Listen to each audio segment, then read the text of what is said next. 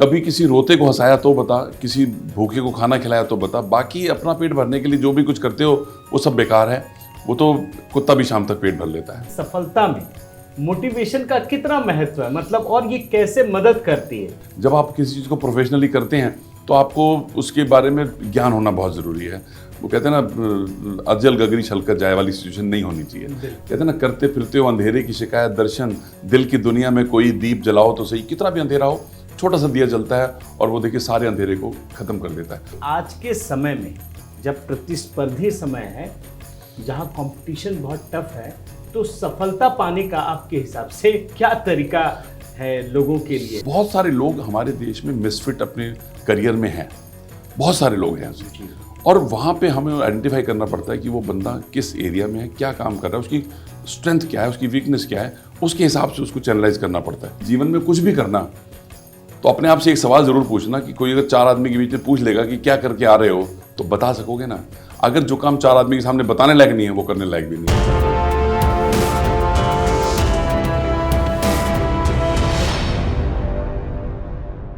साथियों नमस्कार, मैं हरिश्चंद्र बर्णवाल।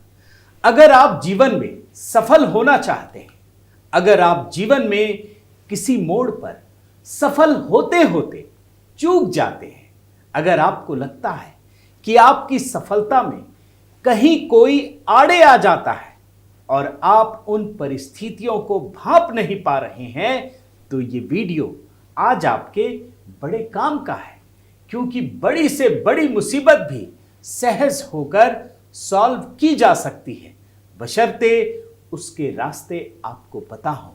और यही रास्ता दोस्तों दिखाने का काम एक शख्स बड़ी संजीदगी के साथ लंबे समय से कर रहे हैं, और हमारा सौभाग्य है कि उनसे बातचीत करने का अवसर मिल रहा है। और मैं, चूंकि हमारे दर्शक हर तरह से जुड़े हुए हैं और वो अक्सर ये बताते हैं किस तरह के मोटिवेशनल टॉक्स भी शामिल की जाए, तो इसी वजह से अब मैं बिना किसी भूमिका के सीधे उस शख्सियत से आपका परिचय करवाता हूं। हमारे साथ हैं दोस्तों डॉक्टर अनिल सेठी। इन्हें आप ट्रांसफॉर्मेशनल एक्सपर्ट कह सकते हैं, मोटिवेशनल गुरु या फिर लाइफ कोच। डॉक्टर अनिल सेठी सिम्स के डायरेक्टर हैं। कई देसी विदेशी कंपनियों को ये सर्विसेज प्रोवाइड करते हैं, कई मीडिया संस्थानों को भी अपनी सेवाएं दे रहे हैं, कई बड़ी शख्सियत के जीवन को भी बदल चुके हैं। अब पर्दे के पीछे सारा होता है, तो अब दोस्तों ज़रूरी है कि इनसे ज़रा बातचीत का सिलसिला शुरू करते हैं। तो सबसे पहले डॉक्टर साहब, आपको नमस्ते करता हूं और आपको स्वागत करता हूं। आप मेरे प्रोग्राम में आए, कार्यक्रम में आए, इसके लिए बहुत बहुत धन्यवाद। तो सबसे पहले शुरुआत यही करते हैं कि कैसे ये सारा सफ़र शुरू हुआ, कैसे ये सारी चीज़ें मतलब शुरू हुई, लोगों के साथ जुड़ना, मोटिवेशनल टॉक्स और तमाम चीज़ें, थोड़ा आप बताइए इसके बारे में। सबसे पहले तो थैंक यू हरीश जी, आपने हमें बुलाया और जो आपने पहला सवाल ही पूछा, तो इसके पीछे बड़ी लंबी एक कहानी है, लेकिन मैं ब्रीफ में बताना चाहूँगा। मेरी दादी का मेरे जीवन पे बहुत प्रभाव रहा और वो एक बहुत ही, जिसे कहना चाहिए, समाज सेवी थी। तो वो कहा करती थी कि कभी किसी रोते को हंसाया तो बता, किसी भूखे को खाना खिलाया तो बता, बाकी अपना पेट भरने के लिए जो भी कुछ करते हो वो सब बेकार है। वो तो कुत्ता भी शाम तक पेट भर लेता है। मतलब ये है कि आपने दुनिया के लिए क्या किया, किसी दूसरे के चेहरे पे आप मुस्कुराहट लाए या किसी को आपने भरपेट खाना खिलाया। वो बचपन से वो हमारी अपब्रिंगिंग उस तरीके की रही। तो जब हम आगे बढ़े ज़िंदगी में, कंप्यूटर की लाइन में अपना जॉब कर रहे थे, अच्छा चल रहा था, बड़ी कंपनी में प्रेसिडेंट थे, लेकिन दिल में कहीं ना कहीं खालीपन था, सूनापन था।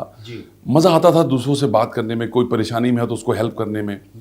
तो वहाँ से फिर 14-15 साल कॉर्पोरेट वर्ल्ड में नौकरी करने के बाद मैंने 2001 में नौकरी छोड़ी और फिर ये अपना शुरू किया मिशन। और मिशन शुरू ऐसे हुआ कि शौकिया तौर पे हमने लेक्चर्स देने शुरू किए और उसमें बहुत लोगों को आनंद आता था। बहुत लोग मुझसे कहते थे, जी आपसे बात करके हमें बड़ा आनंद आया, बड़ा मज़ा आया, मेरी ज़िंदगी बदल गई एंड ऑल दैट।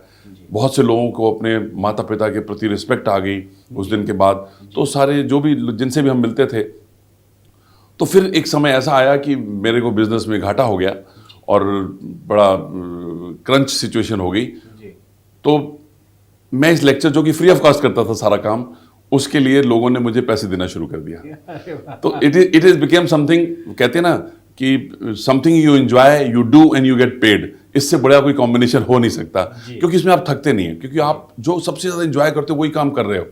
तो जब मेरे को ये लगा कि मुझे करना है, तो फिर मैंने इस बिहेवियरल साइंस के ऊपर पीएचडी की लंदन से, और उसको समझने के लिए, क्योंकि देखिए जब आप किसी चीज़ को प्रोफेशनली करते हैं तो आपको उसके बारे में ज्ञान होना बहुत ज़रूरी है।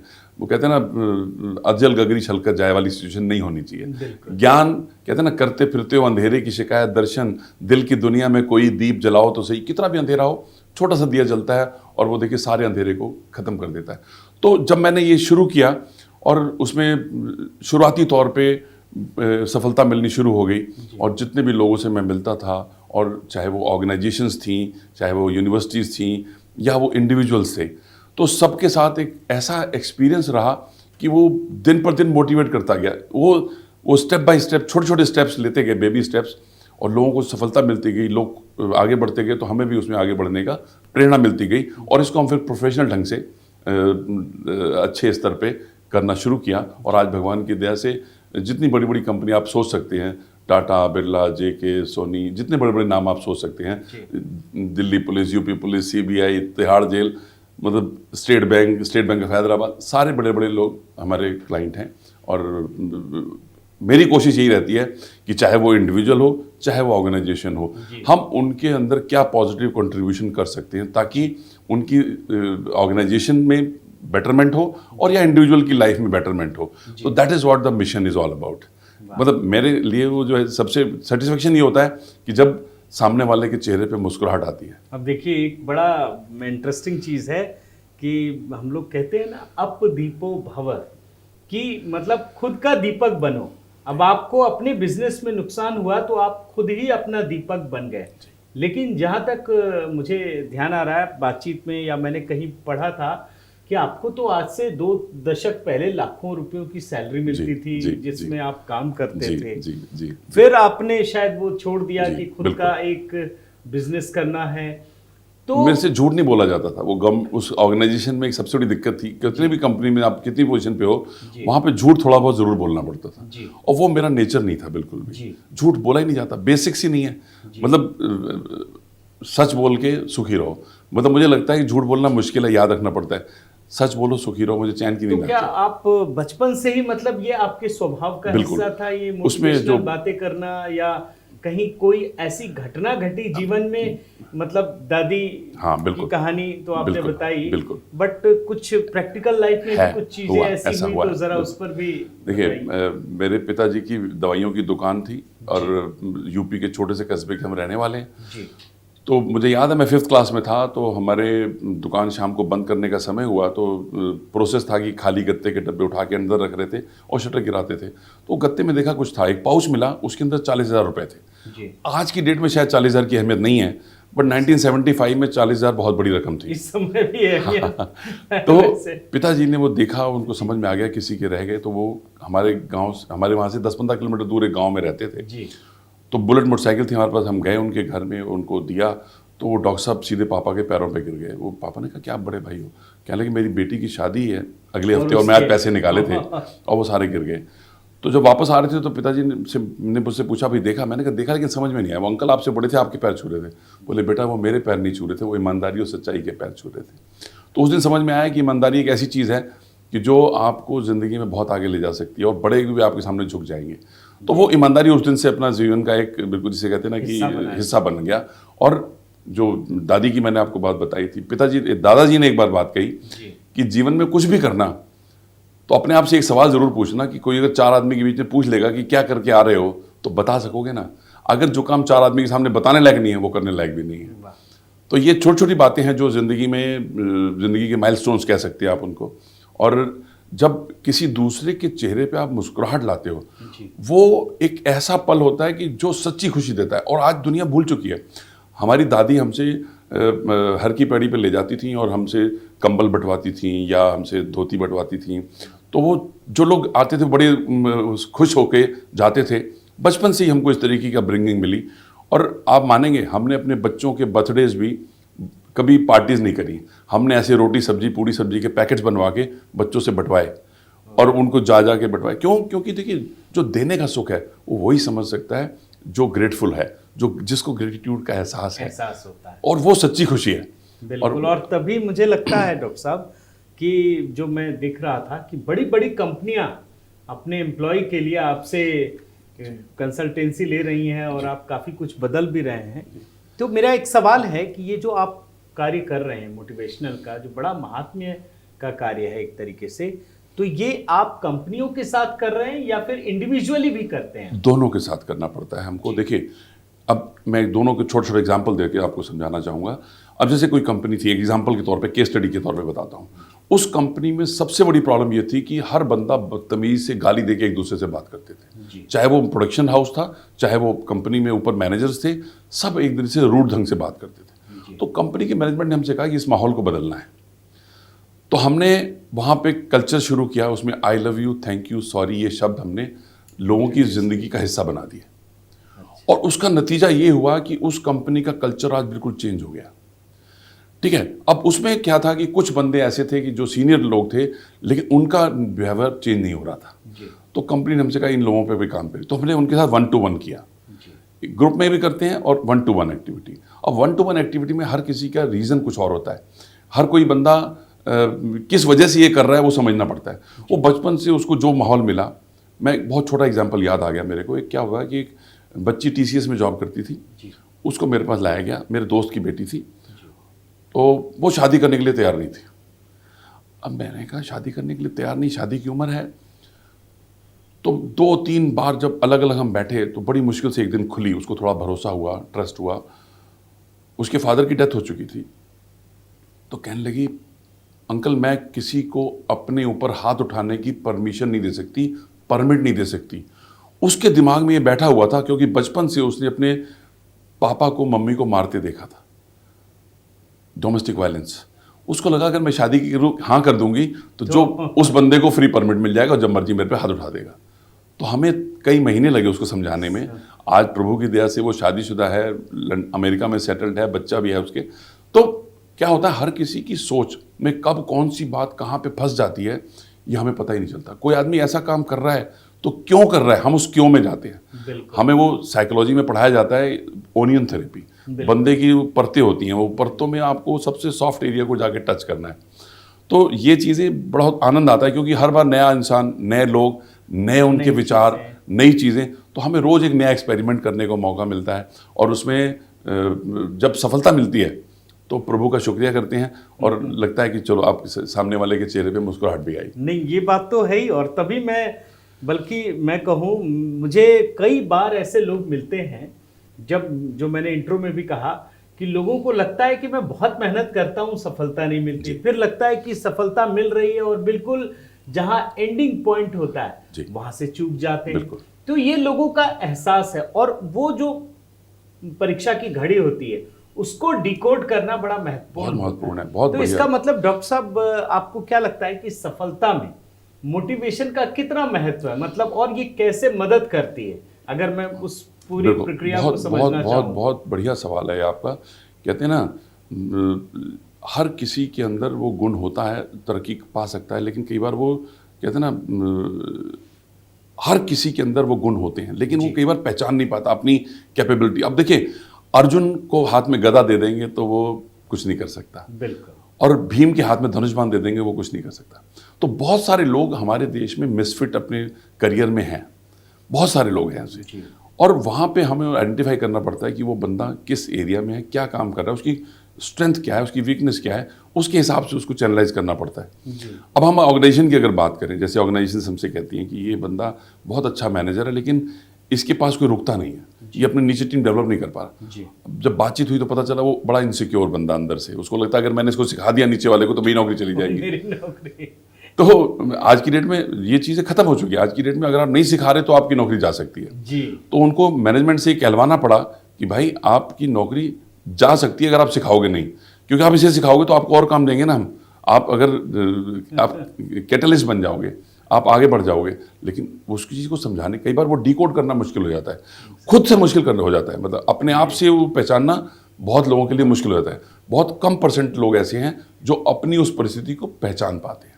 बिल्कुल सही कह तो रहे हैं। उसके लिए हमारे जैसे लोगों का कोई भी न्यूट्रल आदमी मीडिएट करता है, और वो खुशकिस्मत है कि जो कंपनी ऐसे हमें हायर कर लेती है और हम उनके साथ करते हैं। बहुत सारे लोग इंडिविजुअली भी हमसे मिलते हैं जिनको हम पूरी कोचिंग करते हैं, मतलब वर्क लाइफ बैलेंस उनका नहीं होता, लोग आज की आपाधापी में भाग रहे हैं। मतलब आप देखिए पुराने ज़माने में जहाँ पे आदमी 50 साल की उम्र में कहीं जाके CEO बनता था, आज 30-35 साल के बच्चे, 25 साल के बच्चे CEO बने हुए हैं। अब वर्कलोड तो उस हिसाब से है। अब जो टाइम उन्होंने फैमिली को देना था, बच्चों को देना था, वो नहीं दे पाते। तो वो वर्क लाइफ बैलेंस उनका होना बहुत मुश्किल है। मतलब आजकल क्या हो गया है कि love at first sight and divorce at first fight. मतलब परिस्थितियां ऐसी हो गई हैं हमारे देश में। डिवोर्स के रेट इतने बढ़ गए हैं जो कभी सुने नहीं थे हमने, क्योंकि आज दोनों इंडिपेंडेंट हैं, किसी की बर्दाश्त नहीं। बड्डा कौन मैं, सॉरी कौन बोलेगा तू। 100%।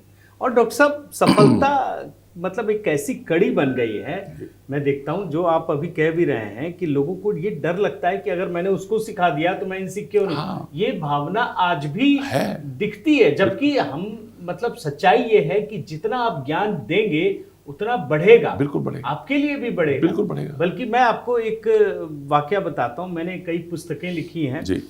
तो अक्सर लोग मुझसे ये पूछने आते हैं कि मैंने ये कर लिया, ऐसे कर लिया, तो उनके मन की जो बात है मैं वो बताता हूँ कि लोगों के जहन में एक बात होती है कि सर ये पुस्तक है, कैसे छपेगा, क्या होगा, और आखिर में एक सवाल जो मैं भांप जाता हूँ, अधिकतर 99.999 आप कह सकते हैं, वो लोग कहते हैं कि पूछते हैं कि इसको लिखने के बाद क्या फायदा होगा।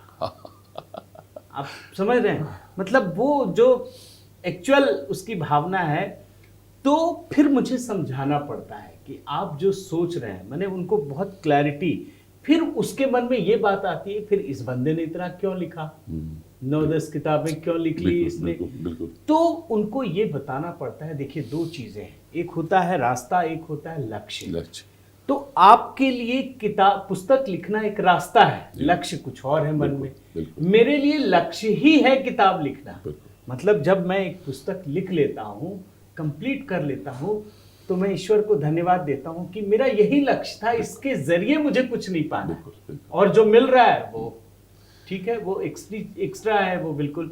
तो मेरा एक सवाल ये है डॉक्टर साहब कि आजकल एक ट्रेंड दिखता है, ट्रेंड क्या, हर जगह ये समझ में आता है कि लोग सफलता के लिए बड़ा शॉर्टकट रास्ता अपनाते हैं। सबको तुरंत सफल होना है, सबको तुरंत ही बड़ा आदमी बनना है। मैं मीडिया की बात करूं तो बड़े बड़े चेहरे देखते हैं और लगता है कि एकदम तुरंत ही बड़ा आदमी हो जाएंगे, और फिर अधिकतर लोगों को सफलता नहीं मिलती है, तो अक्सर वो फ्रस्ट्रेशन या डिप्रेशन के शिकार हो जाते हैं।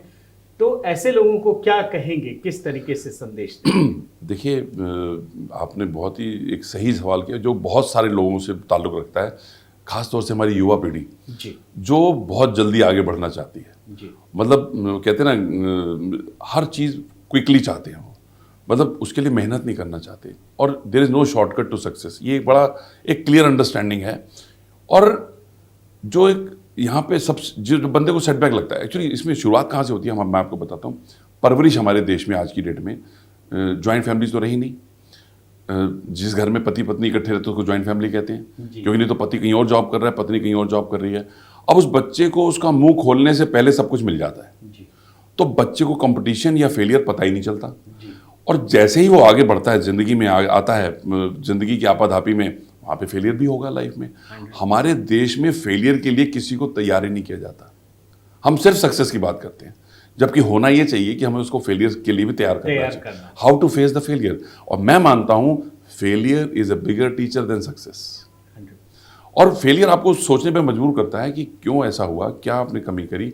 तो कहते हैं ना, असफलता एक चुनौती है, देखो और स्वीकार करो, जब तक न सफल हो नींद प्यास सब त्यागो तुम, संघर्षों का मैदान छोड़ मत भागो तुम, बिना कुछ किए किसी की जय जयकार नहीं होती, कोशिश करने वालों की जग में हार नहीं होती। तो मैं इसमें एक चीज़ सबसे इंपॉर्टेंट कहना चाहता हूँ कि पहले तो अपना विजन क्लियर करें कि क्या बनना चाहते हैं, क्या करना चाहते हैं।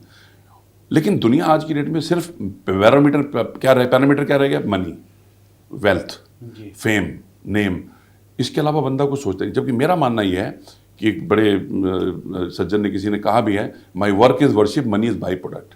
लेकिन आजकल मनी फर्स्ट हो गया है, मनी लास्ट हो गया है, तो वहाँ पे सारा खेल खराब हो जाता है। मेरे को मानना यह है कि पैसे से खुशी नहीं मिलती।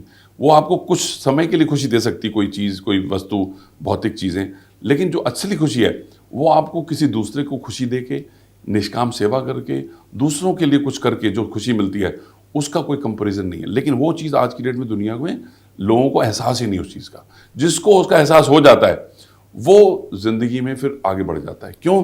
क्योंकि फिर वो उसको दूसरे से, किसी से कंपटीशन नहीं, मुझे अपने आप से बेहतर करना है जी। अपना बेहतर वर्जन बनना है जी। ये समझना हर एक के लिए बहुत जरूरी है। यहाँ मैं बल्कि पीएम का एक बड़ा अच्छा कोटेशन है कि जब ये सारे स्पोर्ट्स हो रहे हैं, गेम्स हो रहे हैं तमाम तरह से, तो पीएम ने एक बड़ा शानदार कोट दिया था कि कुछ खिलाड़ियों को मेडल नहीं भी मिला, हार भी गए, कुछ जीते, तो वो कहते हैं कि देखिए भैया, हमारे जीवन में दो ही चीज़ होता है, हार तो होती नहीं है पहली बात, बिल्कुल, या तो आप जीत कर आते हैं या फिर सीख कर आते हैं। बिल्कुल ठीक। तो मैंने खिलाड़ियों में वो मोटिवेशनल जो एक भावना थी, और निश्चित रूप से आप देखिएगा कि पिछले काफ़ी समय से ये काफ़ी बदलाव आया है, मोटिवेट भी हुए। तो मेरा एक सवाल ये है डॉक्टर साहब कि आज के समय में जब प्रतिस्पर्धी समय है, जहाँ कंपटीशन बहुत टफ है, तो सफलता पाने का आपके हिसाब से क्या तरीका है लोगों के लिए? सफलता से पहले मैं आपकी बात को कंटिन्यू करना चाहूँगा। हम जब छोटे थे हमें कहा जाता था कि टीम गेम जरूर खेलना है, कोई ना कोई, हमारे कॉलेज से, स्कूल से कंपलसरी था जी। अब आप स्पोर्ट्स कोई भी खेलें, टीम में जब आप खेलते हैं तो आप कभी जीतते हैं कभी हारते हैं, तो आपको वो दोनों चीज़ों के लिए तैयार करता है। तो ये मेरे हिसाब से हर किसी को बचपन से स्पोर्ट्स में ज़रूर जाना चाहिए, ये बहुत बड़ा टीचर है, नंबर 1। नंबर 2, जब आप कुछ भी करना चाहते हैं लाइफ में तो अपने आप से पूछिए आप क्यों ये करना चाहते हैं, वाई, क्यों करना चाहते हैं। आपको सिर्फ पैसा कमाना है? नहीं, तो बेकार है। आपको खुशी मिलती है करने में? देखिए, अब आज वॉल्ट डिज्नी का हम नाम लेते हैं जी, उससे आप ओनर से कभी भी पूछते, जैसे फाउंडर था, उसने क्या कहा, I am in the business of entertainment of people. वो लोगों को खुश करने के बिजनेस में था। आज वॉल्ट डिज्नी इतना बड़ा नाम है। तो देखिए, आपको अपना जो लक्ष्य है वो उसको फोकस करना पड़ेगा। आपको अपना विजन, अपना टारगेट सही रखना पड़ेगा। नंबर 1, अपना विजन टारगेट ठीक रखना पड़ेगा। दूसरा, you should be ready to change, accept the change, क्योंकि दुनिया इतनी तेजी से बदल रही। जब तक आप सो के उठते हो कोई ना कोई नई इन्वेंशन हो चुकी होती है। किसने सोचा था कि हमारे देश में इतना यूपीआई पे ट्रांजैक्शन होना शुरू हो जाएगा? मैंने तो नहीं सोचा था, किसी ने नहीं सोचा था। दुनिया में लोग कितनी हमारी मजाक उड़ाते थे, आज हमारी लोहा मानते हैं। तो मेरा मानना यह है, और आप सपने जरूर देखें। मतलब मुझे एपीजे कलाम साहब की लाइन इतनी अच्छी लगती है, कहते हैं dream is not something which we see while sleeping, dream is something which will not let you sleep. सपने वो नहीं जो हम सोते समय देखते, सपने वो जो हमें सोने ना दें। अब वो क्या है? कुछ कर दिखाने का जज्बा। आप देखिए, हमारा देश प्रॉब्लम्स का देश है, बहुत सारी अपॉर्चुनिटी, वो प्रॉब्लम सारी अपॉर्चुनिटीज़ हैं। आप अपने आसपास मोहल्ले में, गांव में, शहर में कोई एक प्रॉब्लम पकड़ लीजिए और उसको सोल्यूशन देने का अगर आपके पास मादा है, आपके पास तरीका है, कोई सोल्यूशन है, तो आपका वो, आप सोशल एंटरप्रेन्योर बन सकते हैं, अपने साथ लोगों को जोड़ सकते हैं। मतलब मेरे को क्या लगता है कि इसके अलावा लर्निंग के लिए हमेशा तैयार रहें। Learning is a never ending process. Learning के ऊपर एक छोटी सी बात मुझे याद आ गई। 96 में मैं शाहजहांपुर, एक जगह है यूपी में, वहाँ पे मैं सुबह 4 बजे पहुँचा ट्रेन से, और मेरी बस मिलने में भी 1 घंटा था। दिसंबर का महीना था तो ठंड थी, तो मैंने सोचा रोड साइड ढाबे वाले से एक चाय पी लेते हैं। तो चाय दी उसने, बहुत मीठी चाय थी। तो मैंने, बाप रे इतनी मीठी चाय। तो मैंने उससे कहा इतनी मीठी चाय, तो उसने दूसरी चाय बना के दी जी। जब पैसे देने की बारी, उसने एक चाय के 1.5 रुपये। मैंने कहा 2 चाय के? बोले नहीं साहब, एक चाय के। मैंने कहा आपसे मैंने बोला नहीं था कि मुझे कम चीनी की चाय चाहिए? वो लड़का मालूम क्या कहता है, सर कस्टमर सेटिस्फेक्शन भी कोई चीज़ होती है। आप सोचिए, रोड साइड ढाबे वाले ने जो मुझे सिखाया, वो शायद मैं MBA में जाके भी नहीं सीख सकता था। ये तो कमाल की बात है। मतलब उसने एक ही चाय के पैसे लिए मेरे से। अब आज देखिए, इस बात को आज 27 साल हो गए, बट मैं आज आपसे खुशी खुशी शेयर कर रहा हूं, क्योंकि वो लर्निंग थी मेरी जी। और मैंने उसको अपनी गांठ बांध ली। यार ये तो बिल्कुल, अगर हमारी सर्विस से कोई, मैं आज भी मनी बैक गारंटी देता हूं। मैं कोई भी किसी से भी कॉन्ट्रैक्ट करता हूं कि मैं ऐसा काम करूंगा, और अगर वो मैं नहीं कर पाता तो मैं मनी बैक वापस करने के लिए तैयार हूं, ये रिटर्न में देता हूं मैं जी। आज तक इतने 22 सालों में कभी ये नौबत आई नहीं कि रिटर्न करने की नौबत आई हो, क्योंकि मैं अंडर कमिट करके ओवर डिलीवर करने में विश्वास रखता हूँ। लंबी लंबी बातें नहीं करते हम। तो तीसरी चीज़ जो उसके अंदर सबसे इंपॉर्टेंट है कि दूसरों को आप कितना ज़्यादा सिखाएंगे उतना ही आप ज़्यादा आगे बढ़ेंगे, जितना बांटेंगे उतना बढ़ेगा। लेकिन ये बात आज के दौर में लोग समझते नहीं। जो सबसे जो प्रॉब्लमेटिक सिचुएशन है वो यही है। और हर किसी के साथ कोई ना कोई कुंठा, कोई ना कोई सोच ऐसी चल रही है कि जहाँ पे वो परिस्थितियों को ठीक ढंग से जज नहीं कर पाते, समझ नहीं पाते, गुलाम बन जाते हैं। यस। तो वैसे में मैं एक चीज़ ज़रूर कहता हूँ, हर किसी को मेडिटेशन ज़रूर करना चाहिए। मैं हर किसी को गाइडेड मेडिटेशन या दूसरे मेडिटेशन में सबको टूल्स देता हूँ। इसका मतलब है मेडिटेशन भी सफलता का एक बहुत बड़ा हिस्सा मंत्र है। योग कि जब आप शांत होंगे ना तभी आप कुछ सोच सकते हैं, तभी आपको अपना रियलिटी पता चलेगी। देखिए दुनिया से तो आप बहुत कुछ सुनते हैं, क्योंकि आज हमारे देश में सबसे बड़ा है रोग क्या कहेंगे लोग जी। हम दूसरे की कही हुई बातों पे बहुत ध्यान देते हैं। उससे अगर आप बच जाएं तो फिर तो एक बहुत बड़ा रास्ता आप clear कवर हो कर जाता सकते है। हैं। आप जितने भी सक्सेसफुल लोग देखेंगे बिल्कुल। उनके साथ बहुत कुछ हुआ, लेकिन उन्होंने वो उन पे ध्यान नहीं दिया, अपना रास्ता पकड़े रहे, खुद बनाया। पकड़े। और सबसे बड़ी चीज़ है पेशेंस। एक ये पेशेंस होना बहुत ज़रूरी है, बिल्कुल। लोग पेशेंस खो देते हैं। तो डॉक्टर साहब एक बात बताइए, जब इतनी सारी चीज़ें हो रही हैं, बात हो रही हैं, तो आपकी नज़र में सफलता के लिए सबसे अधिक महत्वपूर्ण क्या, अध्ययन या फिर अनुभव? मतलब इन दोनों के बारे में अगर बात करें बहुत तो बहुत फिर बहुत आपको क्या लगता है? टिपिकल सवाल हरीश जी आपने पूछ लिया। देखिए हम कहते हैं इनोवेशन एक चीज़ है, जी an idea can change your life. जी दोनों का बहुत महत्व है। अनुभव आप दूसरों से भी ले सकते हैं, लेकिन जो इनोवेशन है वो आपको करना पड़ेगा। आप कहाँ से लेंगे? वो इनोवेशन कोई दूसरा नहीं देगा आपको, नए आइडियाज आप कहीं से नहीं लेते। दोनों को ही मैं बराबर महत्व देता हूँ। अनुभव आपके अपने भी हो सकते हैं। अब एडिसन ने कितनी बार बल्ब बनाने की कोशिश की, नहीं फेल हो गए वो कहते मेरा अनुभव है, कहते ना। तो वहाँ पे अध्ययन हर बार जरूरी हो ऐसा जरूरी नहीं है। फिर बार बार हम उसको रिसर्च करके ढूंढने की कैसे बल्ब बनाना है, आप उस अध्ययन से भी निकाल सकते हैं। बिल्कुल। तो दोनों परिस्थितियों में जी। मुझे लगता है कि आज की डेट में बहुत सारे लोग सिर्फ डिग्री, नंबर्स, परसेंटेज पे पीछे पागल हो रहे हैं। मुझे लगता है उससे कोई सफलता की गारंटी नहीं है। इसका मतलब ये भी हुआ कि क्या हमारे देश में जो नौकरी के पीछे लोग भागते हैं उसके अनुरूप शिक्षा का भी अभाव है? बहुत। देखिए मैक्सिमम लोग जो स्कूल कॉलेज से निकल के आते हैं वो जॉब के लिए अप्रोप्रिएट ही नहीं है, तैयार ही नहीं है। जी they are not job ready. जी। और मुझे क्या लगता है यहाँ पे एक जो बहुत बड़ी चीज़ जो मुझे लगता है कि इस समय की गवर्नमेंट ने शुरू की है, जी एंटरप्रेन्योर्स इंक्यूबेशन सेंटर्स और सारे कॉलेजेस में जो शुरू हुए हैं, जी मुझे लगता है कि आप जॉब ढूंढने के बजाय जॉब देने वाले क्यों नहीं बन सकते? जी। और एक जॉब आइडिया सीकर्स की जगह जॉब गिवर क्यों नहीं बन हाँ, सकते? बिल्कुल। और मुझे लगता है कि आज का यूथ समझ रहा है इस चीज़ को। पहले से बहुत परिवर्तन आया है, सोच में बहुत परिवर्तन आया है। बहुत सारे स्टार्टअप्स आज हमारे शुरू हो रहे हैं। मैं बता रहा हूँ 96 में मैं जब अमेरिका पहली बार गया तो वहाँ पे सबसे ज़्यादा मैंने यही देखा कि स्टार्टअप। हमारे देश में तब स्टार्टअप का नाम ही नहीं था। लेकिन आज पहले पिछले 10-12 साल से मैं अगर देखूं तो मुझे ऐसा लगता है कि हमारे देश में अब स्टार्टअप के लिए बहुत माकूल माहौल है।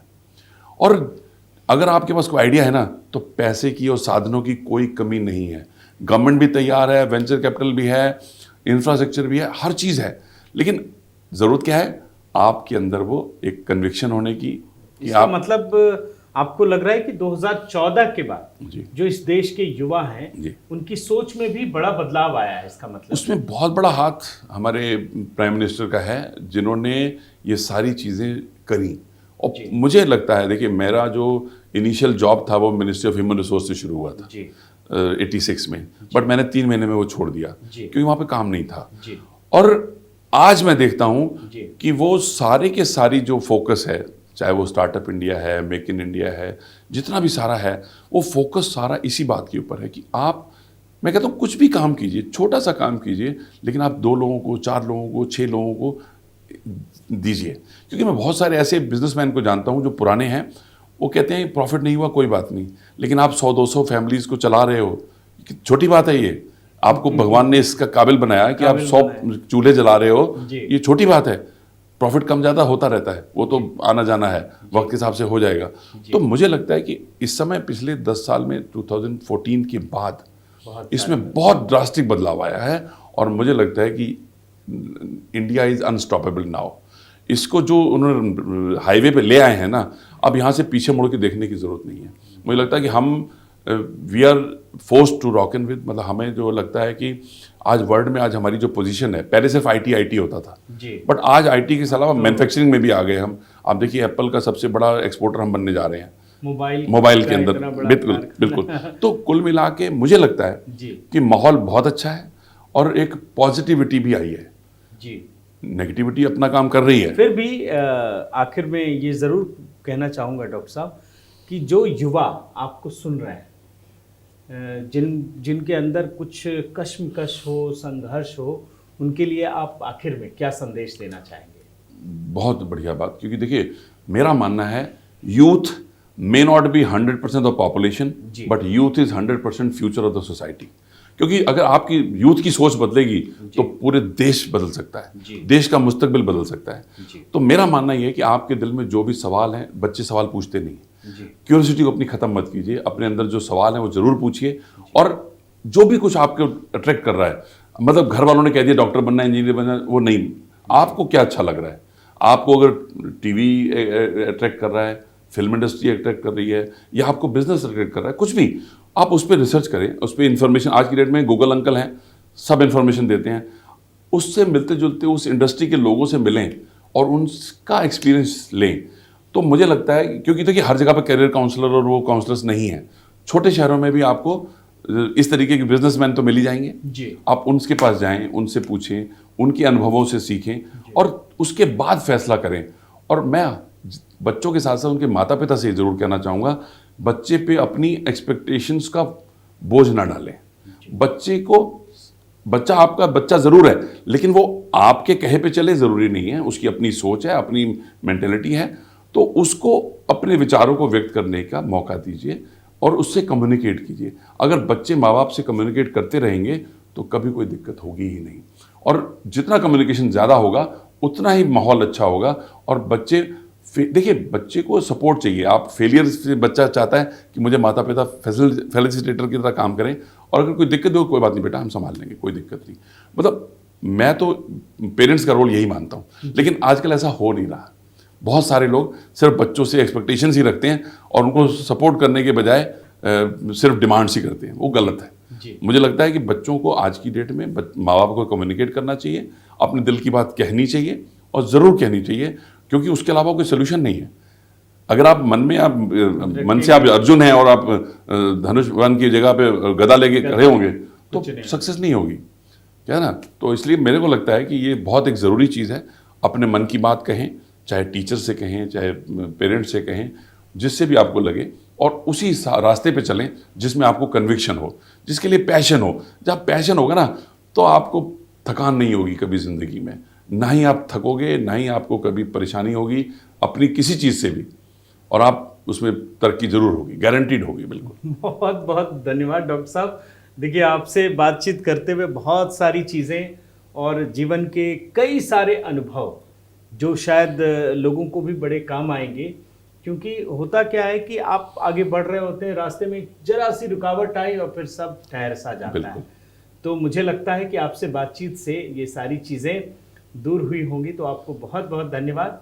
और दोस्तों, उम्मीद है कि आपको मेरा ये वीडियो, और मैंने कोशिश की कि मोटिवेशनल गुरु, ट्रांसफॉर्मेशनल एक्सपर्ट अनिल सेठी जी से बात की और इनके पॉइंट्स आपको समझ में आए होंगे। अगर आप भी कुछ राय रखते हैं तो ज़रूर कमेंट कीजिए और बाकी हमारे साथ जुड़े रहिए।